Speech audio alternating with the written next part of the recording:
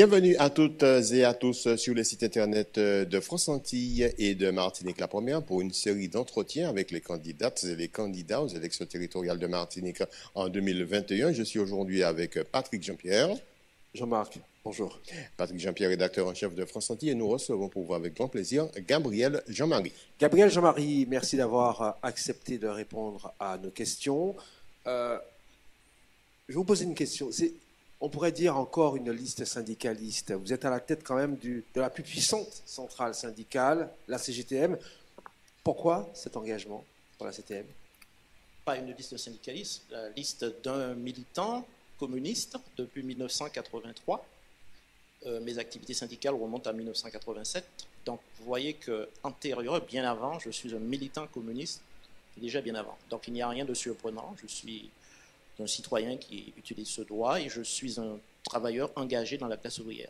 Alors précisément, Combat ouvrier, la formation politique de laquelle vous faites partie, est quasiment la seule organisation qui est seule sur une liste. Toutes les autres sont des composantes des alliances, des coalitions. Comment expliquez-vous ce choix? Est-ce que c'est parce que vous n'avez pas d'alliés naturels ou est-ce que vous préférez partir seul dans ce combat, dans cette compétition? Nous avons une ligne, nous avons un programme et nous sommes les seuls à défendre ce programme. Donc, tout naturellement, comme nous le faisons déjà depuis de très nombreuses années, nous sommes partis à la bataille, si je peux dire, pour défendre ce programme. Alors, depuis 1983, Combat ouvrier est toujours présente aux élections régionales. 1983, et je ne reviens pas, jusqu'à aujourd'hui. Est-ce que vous utilisez cette tribune comme une manière de faire progresser vos idées, sachant que par ailleurs, vous avez à peu près sensiblement les mêmes résultats autour, disons, environ de 2 à 3%? Ouais. Écoutez, la permanence des idées, c'est une chose chez nous. Nous sommes constants. Effectivement, nous utilisons les élections pour faire avancer nos idées, pour les faire connaître, en précisant toujours au monde du travail que les élections ne changeront strictement rien.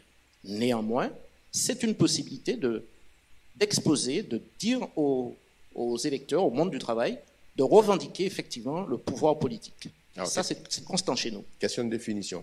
Qu'appelez-vous le monde du travail ou les travailleurs? Les travailleurs, ce sont tous ceux qui se font exploiter quotidiennement dans les entreprises. Ce sont les fonctionnaires aussi, je l'ai été. Ce sont les chômeurs, ce sont tous ceux qui sont privés d'emploi, pas volontairement, tous ceux qui sont retrouvent avec de petites pensions après avoir trimé pendant des années dans la vie active. C'est tout ce petit monde. Dans votre candidature, vous dénoncez les méfaits du capitalisme.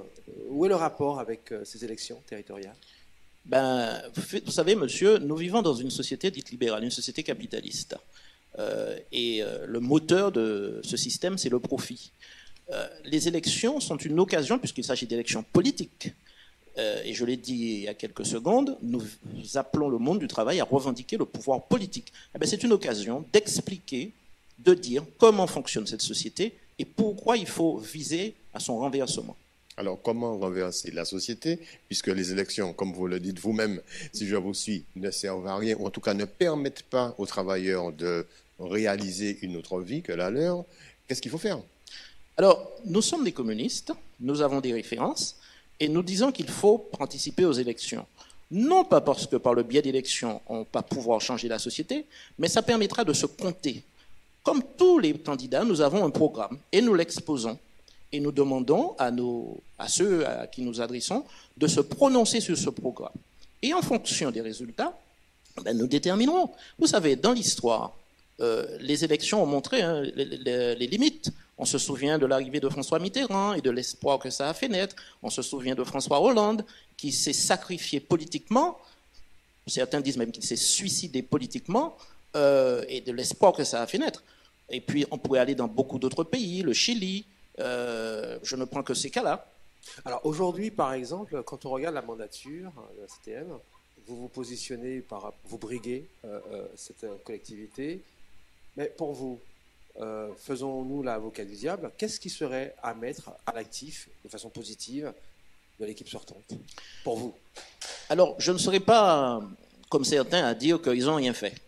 Bon, oui, il y a eu des constructions de giratoires, il y a eu des constructions d'autoroutes, il y a eu des rénovations de certains bâtiments. Oui, mais ça n'est pas un programme.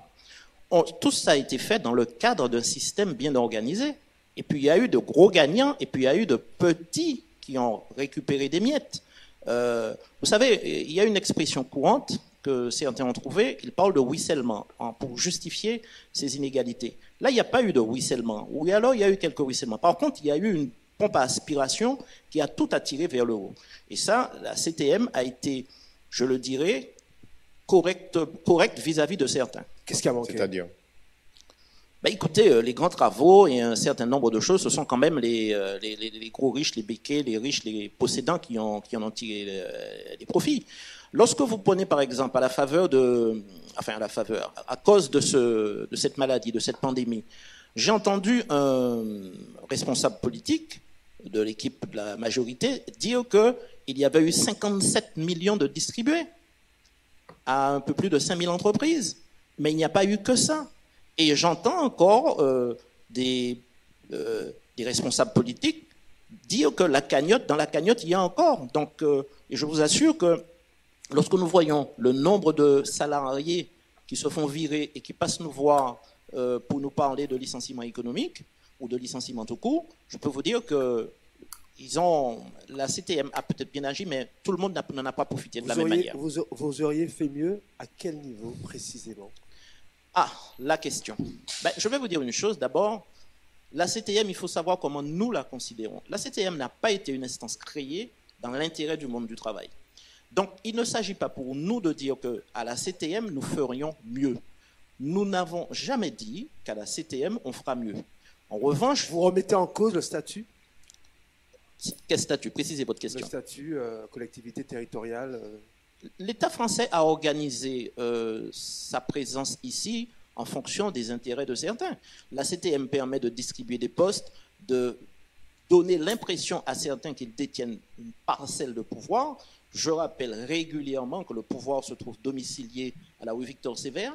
Il porte un nom, c'est M. Cazel, c'est le préfet, et c'est là que ça se passe. La CTM, nous entendons, si nous avons des élus, dénoncer un certain nombre de choses, de fonctionnement, et osons le dire, quelques petites magouilles. Au-delà de dénoncer, qu'est-ce que vous feriez, vous, pour améliorer la gestion? Nous ne cherchons pas à améliorer la gestion de quelque chose qui n'a pas été créé dans l'intérêt du monde du travail.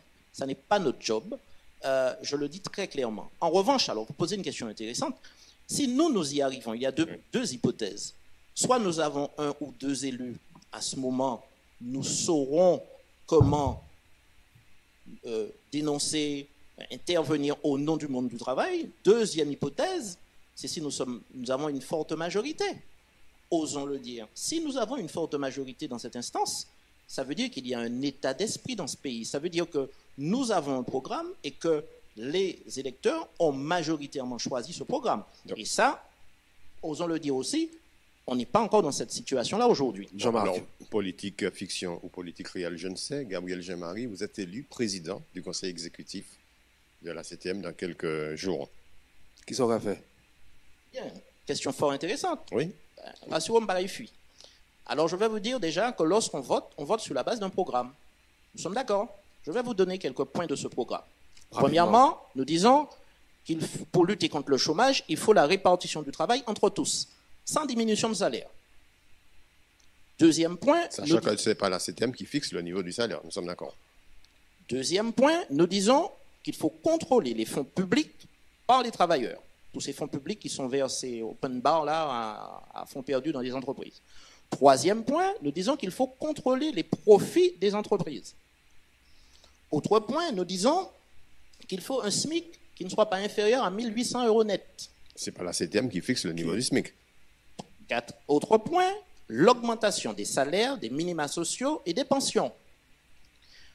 Autre point, l'échelle mobile des salaires, c'est-à-dire que chaque fois que le prix augmente, il faut que les salaires augmentent. Autre chose, nous disons que nous sommes pour l'expropriation. Expropriation des terres. Je m'explique. Dans des secteurs essentiels à la vie d'une société, ça ne doit pas être entre les mains de privés. Je prends le cas très simple. Vous avez au Lorrain un problème qui dure depuis 2009 pour faire passer quelques mètres de tuyaux. Il faut Ça dure depuis un certain temps. Vous parlez de l'usine d'eau de Vevey. Hein, non, je parle de Séguineau. Oui, c'est ça. La parcelle. Absolument. Donc, on dit qu'il faut exproprier. Et c'est valable dans les transports, la santé, l'éducation, l'eau, et je pourrais encore distribuer. Et surtout, nous disons que les travailleurs doivent construire un parti communiste révolutionnaire. Alors, un outil politique pour conquérir le pouvoir. Nous sommes d'accord, vous êtes d'accord, vous conviendrez que ce n'est pas avec l'instrument CTM que vous mettrez en œuvre. Et en plus, vous placez la CTM dans une position de contrôle en permanence, alors que la gestion de la... Nous sommes dans le cadre d'une élection politique. Oui, en effet. Ça n'est pas tous les jours, conviendrez avec moi, que nous avons l'occasion de profiter de la télé, de la radio, pour exposer notre programme. Alors, et donc, nous profitons de cette opportunité pour exposer notre programme. Voilà ce sur quoi... Oui, mais monsieur Jean-Marie, nous avons bien compris, mais seulement vous nous annoncez quelques éléments de votre programme, et effectivement, toutes les propositions vont dans le même sens, mais vous conviendrez que le cadre légal, administratif, juridique de la CTM ne vous permet pas d'appliquer votre programme. Vous êtes obligé d'aller plus loin. Et vous conviendrez aussi que j'ai dit, un peu avant, que la CTM n'a pas été créée par le monde du travail, ça a été fait pour distribuer des petites parcelles, certains diront de pouvoir. Donc, ça n'est pas notre instrument. Nous profitons de cette opportunité pour exposer notre programme. Vous pensez que le statut c'est pour ça que je vous ai posé la question. Est-ce qu'il faut revoir ce statut On n'a pas à se poser la question, est-ce qu'il faut revoir ce statut ? Il faut évoluer ? Nous ne sommes pas... Vous savez, il y a quelque chose qui existe. On peut l'utiliser, mais nous l'utiliserons à notre manière en n'entretenant pas d'illusions dans le monde du travail. 2-3 dernières questions avec des réponses très brèves. La première, si vous deviez faire alliance avec l'un des autres candidats au deuxième tour, ce serait qui ? Si vous n'êtes pas qualifié au second tour, évidemment. Bien sûr. Avec ce candidat qui aurait défendu le même programme que celui que je viens d'exposer. Ce serait lequel, selon vous ? Vous qui êtes expert politique ? Je ne suis pas un expert politique, je suis un militant communiste. Je le dis. Vous vous sentez proche de qui, par exemple ? Avec celui, ma réponse sera toujours la même, avec ce candidat ou cette candidate qui aura défendu le programme que je viens d'exposer. Jean-Marc. Oui, alors il y a effectivement des échéances très importantes avec peut-être un renouvellement du personnel politique. En tout cas, c'est ce qu'on entend dans l'opinion. C'est ce qu'on entend au sein du personnel politique lui-même. Il faut changer les personnes, les hommes, les femmes, les méthodes. Vous y croyez ? Écoutez, changer les personnes et garder le même programme, garder les mêmes personnes aux commandes, ça ne change rien. Vous savez, nous aurions été dans un autre contexte. Je veux dire, j'aurais pu vous montrer des photos et vous allez voir que des personnes supposées être opposées, adversaires, on pourrait même penser ennemies, se faire allégeance devant les mêmes intérêts. Donc, vous savez... Non, comme on n'a pas la photo, je ne peux pas juger. Écoutez, je peux le dire. Oui. Lorsque vous prenez par exemple M. Bernard Ayotte, où tout le monde veut se poser en photo et faire apparaître à ses côtés, vous savez, je ne vois pas où se trouverait la différence. Quel est le problème avec Bernard Ayotte ? Écoutez, je n'attaque pas l'homme, mais je parle du symbole, de ce qu'il représente. C'est quand même le chef de file des capitalistes ici. Et ça représente quelque chose. Gabriel Jean-Marie, donnez-nous, nous, aux internautes, aux gens qui nous écoutent, une seule bonne raison de voter pour vous. La seule bonne raison de voter pour la liste, il ne s'agit pas de voter pour des personnes. Il s'agit de voter pour un programme, pour des idées. Il s'agit de voter utile, c'est-à-dire de se reconnaître dans ces points que j'ai énumérés. Je voudrais surtout dire de ne pas s'abstenir, parce que s'abstenir, c'est se taire et laisser à d'autres le soin de décider pour vous. Nous appelons donc les électeurs et les électrices à voter pour la liste Combat-Ouvrier, faire entendre le camp des travailleurs. Et j'en profite pour le dire, nous aurons l'occasion d'animer des réunions publiques et nous invitons un maximum de travailleurs, de chômeurs, de jeunes à s'y rendre pour mieux entendre et discuter, échanger avec nous sur ces questions. En tant que militant communiste, comme vous vous présentez, mais en tant que syndicaliste, on vous connaît comme tel, vous avez l'habitude de faire des analyses et d'expliquer que les inégalités sociales sont intolérables et qu'elles ont même tendance à se creuser, j'allais dire décennie après décennie. Comment arrêter ce processus ? Gabriel, Jean-Marie et ses camarades ne vont pas arrêter ce processus. Ce processus ne pourrait être arrêté que si tous ceux qui sont victimes, les opprimés, les pauvres, les chômeurs, tout ça, tout ce petit monde, si on s'implique concrètement. J'ai parlé à un moment de viser le pouvoir politique. Mais il faut avoir cet objectif de ne pas être spectateur, mais d'être acteur, de s'intéresser à la vie publique, de s'intéresser à la chose publique et de savoir pourquoi aujourd'hui il y a de plus en plus de riches et de plus en plus de pauvres. Pourquoi ce fossé se fait? Mais ce n'est pas la première fois que vous portez ces idées dans les élections. Pourquoi ça n'arrive pas à fédérer ce genre de... Ben parce que, tout simplement, le fruit n'est pas encore mûr, mais nous ne désespérons... Le fruit, c'est que les électeurs martiniquais ne sont pas mûrs à entendre effectivement... C'est une métaphore que j'emploie. Les gens entendent, ils nous côtoient, mais quand vous n'êtes pas prêt, vous n'êtes pas prêt.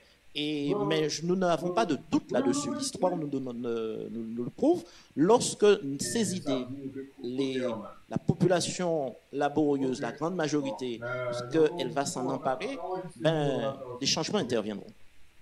Est-ce que vous restez relativement optimiste quant à la situation de la Martinique qui est affectée ici comme ailleurs par la pandémie et puis par des problèmes sociaux et économiques majeurs qui datent depuis des décennies? Je ne parle mais du chômage, du vieillissement de la population, de l'immigration massive. Est-ce qu'il y a de quoi être tout de même optimiste quand nous entendons votre argumentation et votre enthousiasme? Vous savez, monsieur Parti, je suis un enseignant, j'ai côtoyé pendant 34 ans des jeunes et je leur ai toujours dit, regardez l'avenir avec optimisme. Donc, je cherche à partager ça. Maintenant, si on veut transformer le monde, il faut le considérer tel qu'il est, pas tel qu'on l'imagine. Tel qu'il est, on part du réel et on le transforme. Gabriel Jean-Marie, est-ce qu'il faut changer de modèle économique pour mieux faire avancer la Martinique? Il ne faut pas changer de modèle économique, il faut renverser ce système. Il faut le balayer. Là, on joue sur les mots. Est-ce qu'il faut changer ou pas? Non, je répète, je maintiens, il ne s'agit pas de changer tout simplement, il faut renverser ce système, il faut le balayer pour faire quelque chose de nouveau. Quoi Moi, je suis un communiste. Et donc, tout naturellement, ça ne vous étonnera pas si je vous dis que je dis qu'il faut un système basé sur... Un système communiste en Martinique? Pas en Martinique seulement. Mais on peut commencer par ici, parce que je suis un militant communiste en Martinique. Donc, je le fais ailleurs. Mais ailleurs, ça se fait aussi. Il y a mes camarades, notamment de lutte ouvrière, qui le font en France. Il y a mes camarades de Spark qui le font aux États-Unis. La France n'est pas un pays communiste, quand même. Non, ce n'est pas un pays communiste, mais je vais vous dire, les communistes ont apporté beaucoup aux Français. En France, du moins. Maintenant, c'est vrai qu'avec le temps, bon, ça s'est dilué, ça c'est parti dans d'autres sens. Maintenant, voilà. Donc, je vous disais, mes camarades, ils sont également en Côte d'Ivoire, ils sont en Turquie, ils sont en Angleterre. Vous vous sentez proche du Parti socialiste, la Fédération socialiste en Martinique? Non, mais le Parti socialiste en Martinique, la fédération est très proche du MEDEF. Donc, pour vous, c'est diriment, on ne peut rien faire, pas de dialogue, pas de discussion. Écoutez, possible. Oui, si je les rencontre, on se dit bonjour, mais ça s'arrête là. Parce que nous ne défendons pas les mêmes intérêts. Donc, vous êtes partisan, si je puis dire, d'une certaine forme de radicalisme en politique. Mes maîtres à penser ont toujours dit qu'il fallait un changement radical. Alors, vous voyez, je reprends le mot changement, mais radical. Pouvez-vous nous rappeler qui sont vos maîtres à penser? Écoutez, je suis un trotskiste, du nom de Trotsky, je suis un marxiste, comme on dit. Encore que l'intéressé n'aimait pas qu'on se le dise marxiste, je suis un communiste. Je me réclame de cette lignée. Quelles sont, d'après vous, les raisons pour lesquelles les travailleurs en Martinique ne vous suivent pas? Parce que quand on regarde vos derniers résultats aux élections, ils ne sont pas extraordinaires quand même. 2-3%. Pourquoi, selon vous, alors que Payac a pas fait et par la suite? Ne vous fiez pas aux élections, monsieur. Ne vous fiez pas aux élections. Ce sont quand même des ne vous fiez pas aux résultats des élections. Les élections sont un sondage grandeur nature. Non, ce n'est pas un sondage grandeur nature, c'est la volonté du peuple qui vote. C'est un sondage grandeur nature. C'est ma réponse. Vous savez, personne n'a vu venir 2009. Hein. Personne n'a vu venir 2009. D'accord? Vous non plus? Non, parce que je vais vous dire, nous avons fortement agi pour que ça prenne une tournure, mais je peux vous dire que lorsque nous préparions cette manifestation, nous nous retrouvions deux pelés, trois tendus dans certaines salles. Ça a duré 38 jours et en manifestation avec un nombre cumulé de manifestants, c'était des dizaines et des dizaines et des dizaines de milliers. Et puis, M. Parenti, vous vous souvenez certainement du 6 mars, la tournure que ça a failli prendre. Et je sais que de nombreuses personnes ont freiné des quatre fers pour que ça n'aille pas plus loin. Gabriel Jean-Marie, je vous remercie. Merci. À très bientôt pour un nouveau rendez-vous avec un autre candidat ou une autre candidate pour ces élections territoriales de Martinique de 2021. À bientôt.